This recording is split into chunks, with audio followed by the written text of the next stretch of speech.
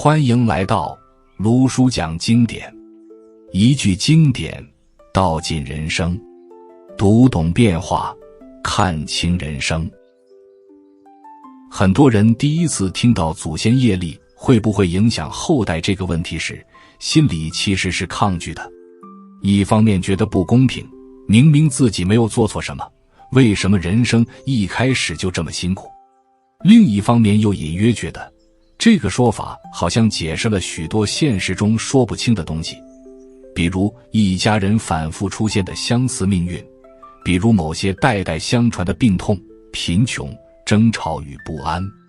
于是人们开始问，是不是祖上欠了什么债？是不是祖坟风水不好？是不是前人造了业，后人只能承担？佛法并不急着回答是或不是，因为在佛陀看来，真正重要的从来不是责怪谁，而是看清因缘是如何流动的。在杂含经中，佛陀曾反复提醒弟子，世间一切法皆因缘所生，因缘不是一条单线，也不是一人独担，它更像是一条河流，每一代人都站在河中，既承接上游的水，也不断向下游流去。很多人误解了业力这两个字，以为它像一种诅咒，像一张写好结局的命书。但在佛法里，业并不是审判，而是习气的延续。一个家族里，如果长期以恐惧、控制、压抑为相处方式，如果长辈习惯用愤怒解决问题，用沉默回避情绪，这样的心性不会因为时间而消失，只会在不同的人身上继续出现。你会发现，有些孩子明明发誓不要活成父母的样子，却在成年之后说着一模一样的话，重复同样的情绪反应。这不是祖先在惩罚谁，而是未被觉察的因仍在结果中显现。佛陀讲因果，从不强调血缘的继承，而强调心性的相续。你之所以会投生在这个家庭，并非偶然，而是你的习气与这个家庭的因缘在某个层面上产生了共振。地藏经中有一句话常被人忽略，众生业感不同，随其因缘得生彼处。这句话不是为了让人恐惧，而是提醒我们，投生本身就是一场因缘的相遇。所以与其说祖先的业力影响后代，不如说是相似的业力让人走到了一起。你不是来替祖先受罚的，你是来面对这条因缘之流的。很多家庭之所以痛苦，是因为每一代人都在重复，却没有人停下来真正看一眼，看清愤怒从哪里来，看清恐惧如何被一代一代传递，看清那些从未被说出口的委屈如何变成冷漠与隔阂。佛法从不主张怨恨父母或祖先，因为怨恨本身就是另一种业的延续。佛陀教人观因缘，是为了让人产生一种很深的慈悲。那种慈悲不是原谅谁，而是明白，原来大家都在苦中行走，只是方式不同。当你开始这样看家庭关系，很多问题会慢慢松动。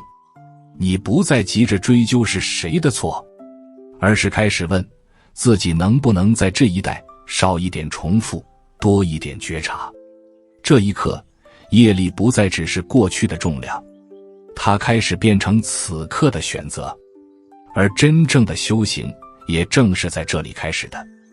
当人开始接受家族因缘这个说法之后，心里往往会冒出一个更现实的问题：如果真的存在这种因果相续，那个人还有没有选择的空间？难道出生在这样的家庭，就注定要重复同样的命运？佛法在这里给出的答案其实非常清楚，只是很多人没有真正听进去。因果并不是铁板一块，它从来不是决定论。佛陀讲因果，是为了指出规律，而不是宣判宿命。在增益阿含经中，佛陀说过这样一句话：业由心生，亦由心转。意思是说，业的形成来自心念，而业的改变也必须从心念开始。这句话放在家族关系中就变得非常重要，因为它直接回答了一个核心问题：你是否必须为祖先的行为负责？答案是否定的，但你确实要面对因缘所带来的环境。佛法把这两件事分得很清楚，环境是果报的一部分，而如何回应环境是你的修行。一个人生在贫穷的家庭，这是果；一个人生在充满争吵的家庭，这是果；一个人生在情感冷漠、缺乏安全感的家庭，这也是果。但佛法从不认为这些果会决定你必然走向怎样的人生。真正决定方向的是你是否在果中继续造因。很多人会说，我已经很努力不重复父母的样子了，可是一到关键时刻还是会失控，还是会伤人，于是开始自责，开始怀疑自己是不是逃不掉这条路。佛法并不急着要求你改变，他更关心的是你有没有看见自己在愤怒时心里其实是恐惧，看见自己在控制别人时其实是害怕失去，看见自己习惯沉默时其实是长期不被倾听。这些看见本身就是业力开始松动的征兆。佛陀从不否认习气的力量，恰恰相反，他非常清楚习气有多强，所以他才反复强调觉知，而不是压抑。一个人如果只是告诉自己我不能像父母那样，却从不理解父母为什么会那样，那这个否定本身就带着强烈的抗拒，而抗拒往往是最容易转化成重复的地方。法句经中说，怨恨不能止怨，唯有慈悲才能止怨。这句话不仅适用于敌人，也适用于家庭。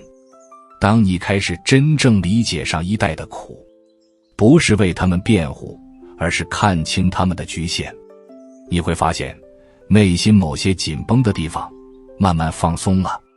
这并不意味着你要接受不合理的行为，而是你不再用愤怒与否认去回应它。佛法讲修行，不是修一个完美的性格，而是修一颗不再被业力牵着走的心。很多人误以为所谓替祖先消业，就是做仪式、念经、回向，好像这样就能一笔勾销。佛法并不否认这些行为的意义，但如果只是停留在形式上，它的力量其实非常有限。真正深层的回向，是你在这一生中不再让相同的伤害继续发生，是你在情绪升起时愿意停下来，是在关系紧张时选择不再加重对方的痛。这种选择才是真正改变家族因缘的地方。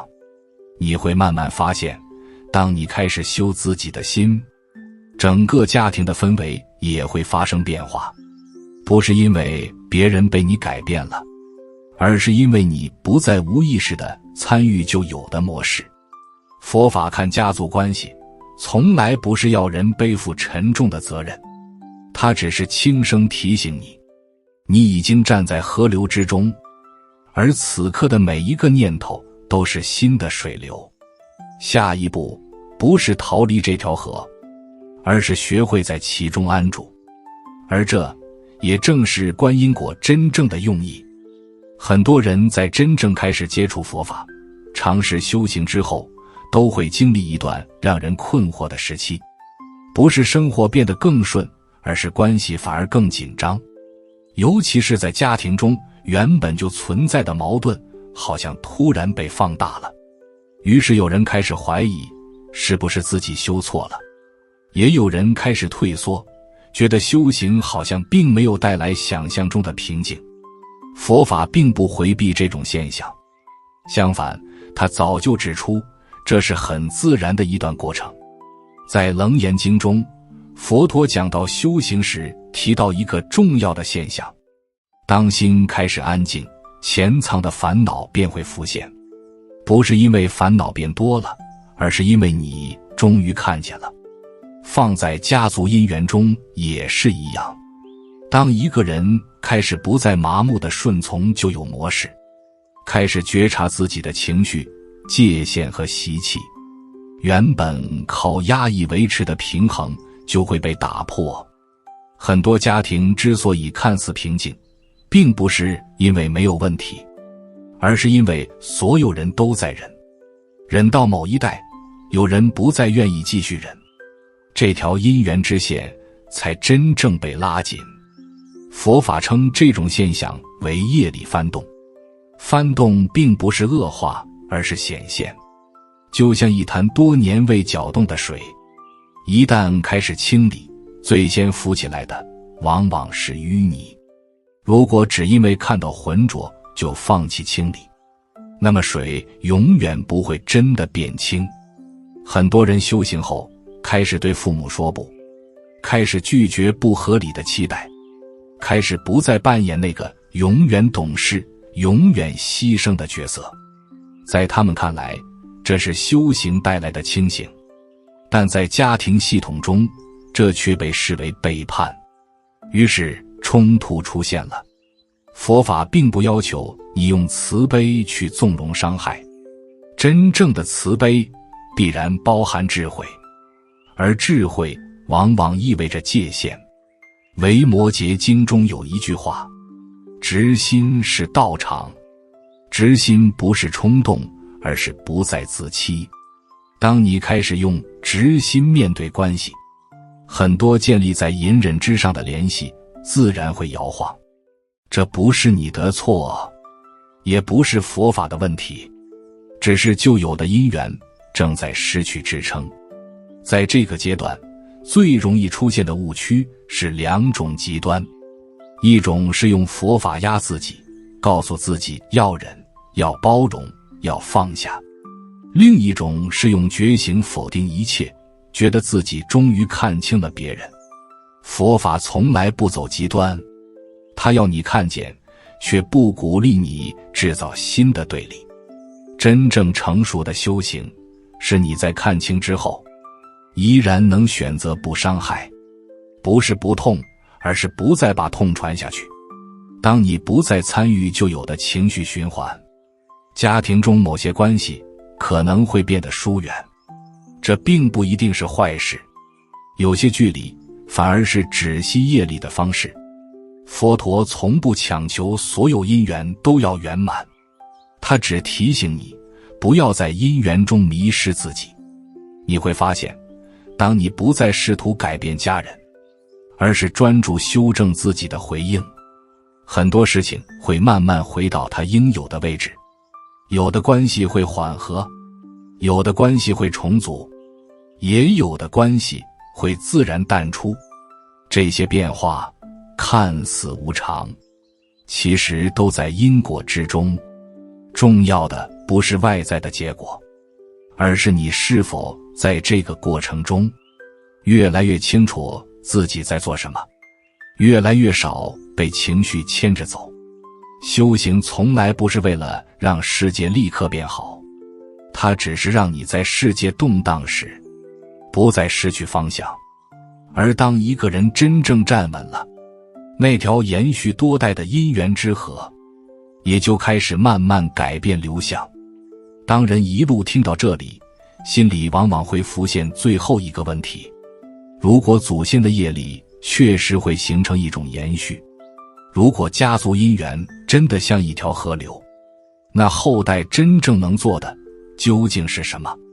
佛法在这里给出的答案其实非常安静，甚至不像答案，更像一种方向。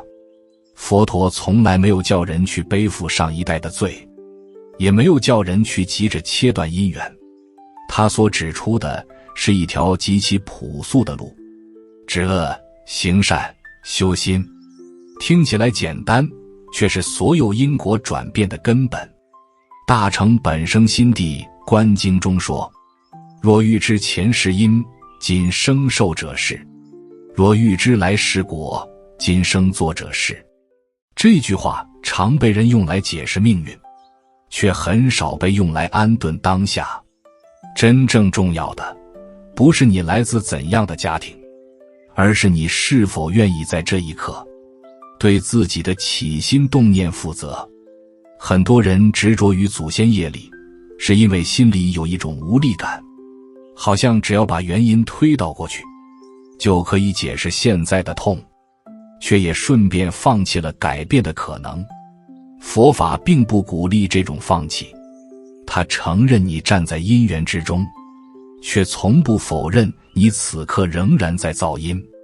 当你选择不再用愤怒回应愤怒，当你选择在关系中停下来，而不是立刻反击，当你选择看见自己的恐惧，而不是转嫁给家人，这一刻你已经在改变因果，不是轰轰烈烈，而是非常细微。但因果的改变本来就是从细微处开始的。很多人问，念经回向祖先有没有用？佛法的回答并不是否定，念经本身是一种善行，而回向是一种愿心。但真正深远的回向，并不只发生在诵念之间，它发生在你如何对待身边的人，如何对待自己的情绪，如何在冲突中选择不再延续旧业。当你活得越来越清明，你的存在本身就是对整个家族因缘的回响。你会慢慢发现，你不再那么容易被家庭情绪牵着走，不再急着证明谁对谁错，不再把所有责任揽在自己身上，也不再用逃避来换取表面的和平。你开始在关系中站稳，不靠控制，也不靠牺牲。这一刻，你已经不再只是后代，而是因缘的转折点。佛法所说的解脱，从来不是离开家庭，而是在家庭中不再迷失。当你能在爱里保持清醒，在痛里不生怨，在复杂中守住本心，你便已经走在觉悟的路上。祖先业力有没有影响？有，但它影响的不是你的结局，而是你此刻所面对的课题。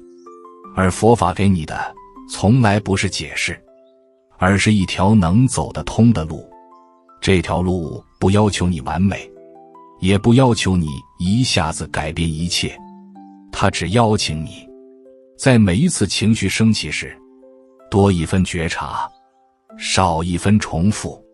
当这一代有人开始这样活着，那条流动多年的因缘之河便已经悄然改变方向。不是因为谁被拯救了，而是因为终于有人醒着。卢叔送你一句话作为结尾：祖先留下的不只是业力，还有因缘。你这一生要做的不是偿还过去，而是在当下止住继续受苦的路。如果这一集对你有所提醒，欢迎订阅卢叔讲经典，并开启小铃铛，让经典的话在你需要的时候再次出现。用经典照见人心，用时间验证智慧。我们下节课再见。